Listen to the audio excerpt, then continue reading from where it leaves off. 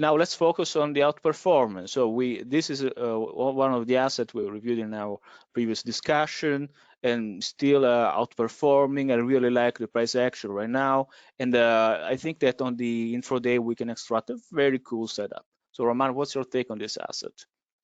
Yeah, well, we've been discussing this, right? So we said that, any type of move to the upside, you could have some kind of lower time frame breakout strategy. I think as long as it holds here and then shows some strength to continue, this could be some kind of swing opportunity. I like how the relative strength is touching the moving average. These touches are usually formed around the points of entry.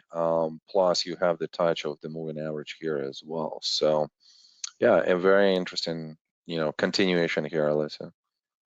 Yes, in fact, on the intraday next chart, we see a very good setup here, so clear continuation, and we can easily have a stop loss on the former resistance, now local support, Roman. So it's a very clean setup here, available on the 8-hour chart.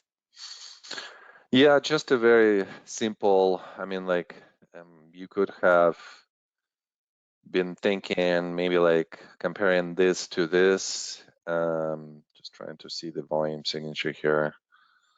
Yeah, so slightly less volume, slightly higher close, so a little bit more favorable.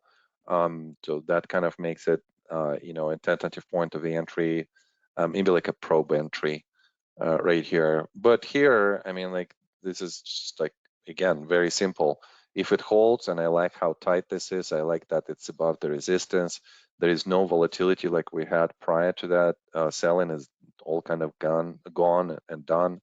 There is immediate demand to the left.